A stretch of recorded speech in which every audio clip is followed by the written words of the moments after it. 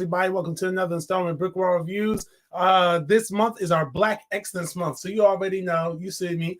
Hold on, just in case you can't, Black AF. You feel me? It's Black Excellence Month, and y'all know I like to go ahead and review all these films that I think are full of Black excellence. I like to talk about all Black movies, everything like that. So this month is going to be lit. I got so much content ready. Matter of fact, I'm right in the middle of watching a movie that I'm really going to be excited to talk about when the time comes. But I'm getting ahead of myself. Today, I'm going to be talking about a really interesting film I saw called Landscape with Invisible Hand. Before I get into it any farther, I want to remind you guys, go ahead and hit that like button down below. Subscribe to the channel if you're not already subscribed. Follow us on social media. We're on Facebook, Instagram, Twitter, not Twitter, X, Twitch. You know what I'm saying? We all over there. Life's BrickWall podcast still going on. This Sunday, as of this recording, Super Bowl Sunday, I'm planning on doing a live stream over on Twitch. So make sure y'all come through, join me. If y'all want to come in, hop in the chat. If y'all want to hop on the screen and just watch the game with me, come on through. Let me know. Hit me up. You know what I'm saying? It is what it is. I'm excited about it. And make sure y'all check Instagram because that's where I popped off Black Excellence Month over on Instagram. It is cold in my studio, so I'm not going to be much longer. So let's just get right into it. So, Landscape with Invisible Hand. This is an interesting movie. It's a Amazon Prime original movie. And the premise of this is actually really interesting. And I'll tell you a little bit why I got hooked on this movie just based on the premise alone. So it's about two teens who hatch a risky plan to save their families when an occupying alien species leaves most of the planet impoverished and unemployed. So what is that scheme they decide to come up with? They decide because those aliens, they enjoy watching love, right? So their species, they don't experience love. They don't know what it is. So when they see humans falling in love or dating or in relationships, they get like real. I think as they said in the film, it's like erotic for them, right? It's so erotic. So like they fuck to people being in love. Like let's just call a spade a spade. At least that's how I interpret it. So these two teens, they decide to join a reality show that the aliens do like to watch when humans are just loving each other. They like to see true love. So they get into that, and by performing that for the aliens, or by allowing the aliens to pretty much have your love life on display for the entire species, they give you money. They pay you, based on how many viewers and how many, just based on how many views that you actually have is based, gives you as much money, money to views. You know how that goes. But there's so many different twists and turns and direction that this movie, well, not really twists and turns, but there's so many other directions that this movie kind of goes in that I don't want to spoil it. I'm not going to spoil it, but I'm going to talk about a little bit about the cast first, and then I'm going to jump right back into what this movie is about. So this movie was directed by Corey Finley. I'm not too familiar with his work. Hold up, let me see what is Corey, because the name sounds super familiar. Yeah, he directed movies like Bad Education, Sauna, Thoroughbreds. Okay, movies I have not seen except for Bad Education. It stars Asante Black as Adam Campbell, who is the main guy in the movie. Kylie Rogers is Chloe Marsh, who was the main girl in the movie. Then you got Michael Gandolfini, Tiffany Haddish, William Jackson Harper, Josh Hamilton, Leslie Wilson. Got a pretty good cast in this movie. And every cast member does a really cool job, portraying their characters. They're well acted, especially when it comes to interacting with these alien creatures. So as you may see in the thumbnail, these alien creatures are really weird looking, and they walk like real funny. They're like, I don't know, they're just weird looking, right? And the way they communicate with humans, they have like a translator like box around them, or like the humans have like this thing on their head, which allows them to communicate with them. But like outside of when the translations are coming, their actual language, they go like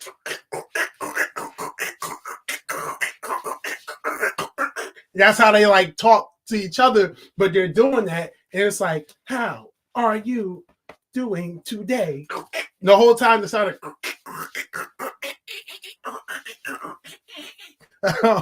This is one actually, and I'm kind of loose with this review right now, but the way that it's a funny joke in the movie where the one of Chloe's parents, well, Chloe's dad actually, because her dad and her brother, he's trying to learn how to speak their language. So he's like, there's no part of my body that makes that sound. And then like his son is like, I mean, you know, if you try hard enough, there is. So it's just kind of funny because like it makes like, and it's not even like the right sound I'm making, but it's like, but all right. So I just really wanted to talk about that part in the weird look of the aliens, because I'm saying that they act very well against those creatures just being so low to the ground and interacting with them, and just like the way that they are treating the aliens, right? Because they're not treating them hostile. They're not really treating them like, oh, you're a foreign creature, get out of here. But like, they're more like, oh, wow, these are weird things that just came around and just now they kind of run a lot of things. Like, it's to the point. So to kind of give you a little more sense of the world. So the world that that's portrayed in this movie is actually about like a decade or so off from our current time. And the aliens, they came down and they pretty much just kind of connected with humans. At first, humans didn't like them, but then they found a way to pretty much work with, you know, the government officials and everything. They offered them technology in exchange for them being able to have a lot more say-so over the planet. And I mentioned that the aliens, they kind of, you know, when I say they run things, they even run the school systems. Like, they change the curriculum. And at one point in the movie, they make it so like they say, oh, no, you don't have to come to school anymore. The aliens are just going to do a curriculum. It's going to be shown to you and download it, and you just study that, and that's how you're going to learn. You don't need to learn anything else except for the aliens culture, pretty much. And it's really interesting because it's like, wow, I think of all the alien movies that exist where aliens come and invade, whether they're a friendly invader or a deadly invader, I think that this is one of the ones that's more likely to happen, especially when it comes down to our government officials saying, oh, yeah, nah, okay, we got something from them. So in exchange, we're going to, you know, offer them more say-so than we probably should. And it does create a form of classism and, you know, where more upper class or more, what's the word I'm looking for? I can't think of the word, but more rich people. I want to say a different word, but not rich. But anyway, more rich people, they live like on the cities over top of, you know, everything else. It's a very interesting thing. And they're pretty much like they're in a kind way, they're like the they're like overlords of the humans, right? Like, pretty much, like I said, what they say kind of goes in a manner of speaking.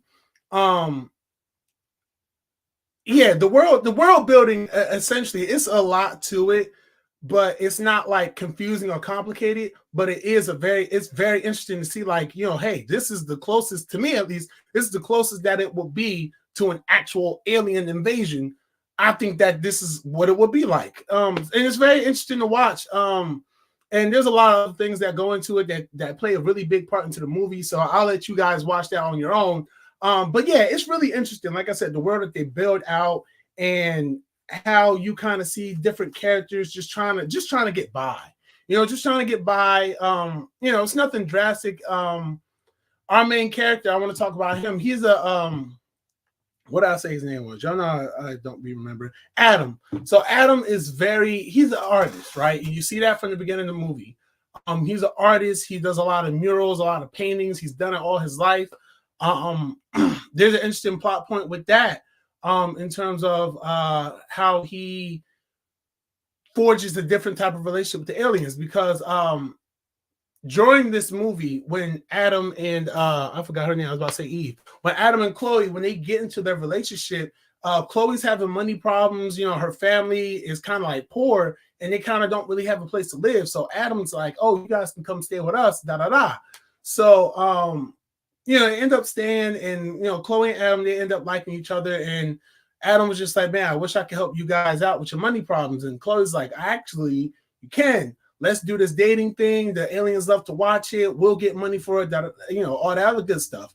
But as you can see, the relationship, as you see through the movie, the relationship, it's not really all that's cracked up to be. And I'm not gonna hold you. I hated Chloe throughout this movie. And when you watch it, you'll probably feel the same way. Cause I was like, yo, Chloe got to go, man. Like you wilding, man. Cause this boy Adam, man, he was 10 toes for you. You on some crazy shit like that. So that was something that was very interesting that really kind of pulled me into the film more. And then just as things progress, they have to matter of fact, as they start to fall out of love, pretty much, right? As Chloe and Adam, they start to fall out of love. They start to not feel the same about each other for whatever reason. I'll let you watch the movie to figure that out. The aliens go, yo, your show ain't what we said, ain't what you said it was. We about to sue you. And so, and that's honestly what happens. Like they literally tell them, like, yo, we're gonna sue you because of false advertisement. And you're gonna owe us a whole lot of money. And so they're like, no, we can fix it. Let's try to figure something else out. So they strike another deal, which involves one of the aliens staying in the home with Adam and his mother, who Tiffany Haddish plays his mother. And yeah, that from there, the movie just it's so interesting the direction the movie takes with that.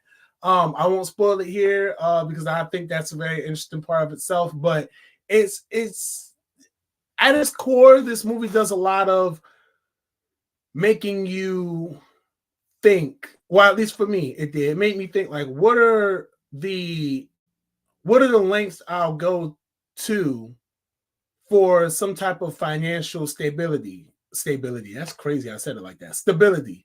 What are the lengths I'll go to make sure that that my kids are safe? What are the lengths I'll go to live comfortably? It poses questions. Is tarnishing of your brand, your art, your passion worth you? I started to state that wrong because I'm thinking ahead. So is success, are the riches, is everything lavish worth the tarnishing of your brand, your art, your passion, things like that. This movie poses that question. And I'm not really going to tell you how, because again, I don't want to spoil a lot of this for you. I enjoyed the impact I had on this. I did watch the trailer before I watched this movie, but I enjoyed the directions that it went and the intense questions, so to speak, that it poses on a lot of not just the characters, but on us as an audience. This is a very intelligent movie. Yeah, this is a smart movie. I like this movie a lot. I enjoyed what I saw, and there's a lot of comedy in it. If you kind of watch it through a certain lens, there's a lot of comedy in it. And it's a really good movie. I was excited to watch it, and I'm excited that I did watch it. It's so different from a lot of films that's out there. Just even with the resolution at the end of the movie, it's like it pretty much raises to kind of the movie kind of answers this question for this main character, which is like, yo, sometimes you have to stand on your own with your integrity, your artistic integrity, your personal integrity. You have to, even though sometimes you may be off with the world, but again, like I said, perfect way to say it, better way to say it, what benefits a man or what profits a man to gain the whole world and lose his soul? Is it worth losing your soul over a bunch of money, over the chance to have a better life, over the chance to give your family a better life? If you have to lose your soul, ruin your integrity, ruin your artistic visions. And I know that you're like, wait, what is this heavy plot beat doing in a movie like this? Didn't it start off as a romance, a romantic comedy? It sounds like. How does it get so deep and about art and about classism and doing what you need to do to survive, and whether or not it's the right thing, and whether or not compromising yourself is worth all this? Like, how did this movie go from romance to this, right? And it does it so seamlessly.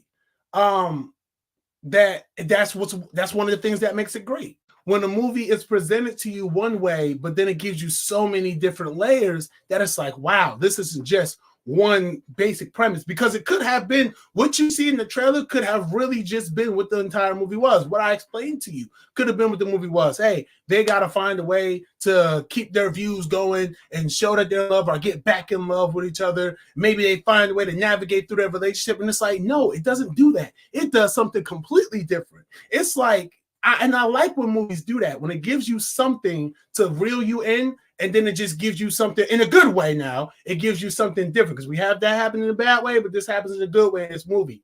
It gives you an experience, an enhanced experience, right? It's not just, like I said, it's not just your run-of-the-mill romantic comedy. Oh, like I explained it earlier, but it's so much deeper than that, especially after the lawsuit thing comes into play. Oh, it gets so much. And then even that storyline doesn't go the way you would think it would go. And even the resolution to that doesn't go the way you think it would go. And even the resolution to that resolution doesn't go the way you think it would go. It goes different. It takes a different path with every additional plot beat or with every change to the story. And I think that is what makes this movie, in my opinion, a masterpiece. If you can't tell by now, I really enjoy this movie. Critically, this movie has a 72% on Rotten Tomatoes, 6 out of 10 on IMDb. I've seen a lot of praise for this movie. Let's see. What's the Rotten Tomatoes consensus? Let me just read that. Oh wow.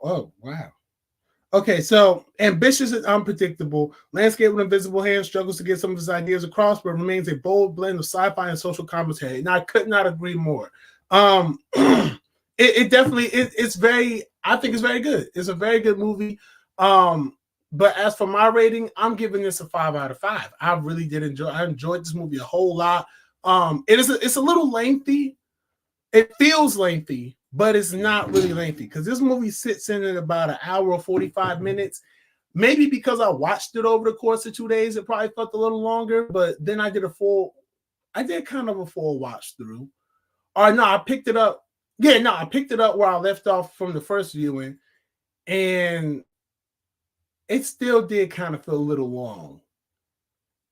But it did kind of feel a little long, but it's not that long. Like an hour 45 ain't bad. So I guess right there you can say that the pacing may be a little off sometimes. But other than that, it's a good movie. It's a very fun watch. I enjoyed spending time in this world that was created. And yeah, like I said, I stick to my 5-star rating though. I do. Pacing be damned. I stick to my 5-star rating. I've truly enjoyed this film. It's called Landscape with Invisible Hand. It is now available on Amazon Prime Video to watch if you have your Prime Video subscription. Do beware though, there are now the ads on the Amazon Prime Video. So if you like watching ads, have at me. But if you want an ad-free tier, you're gonna have to pay more money. So you would think with paying more money to get ad-free, maybe the shipping would do like 1-day delivery instead of 2-day delivery. Am I right? But anyway, that's all I have for you guys. So thank you all for tuning in. Make sure you follow us on social media. If you enjoyed this review, hit that like button down below. I'm so stuttery right now. If you enjoyed this review, hit the like button down below. Subscribe to the channel if you aren't already subscribed. Yeah, like I already said, follow us on social media. Man, I'm so stuttery right now. That's crazy. I cannot speak for the life of me. Comment down below. Until next time, be easy, stay breezy. Peace.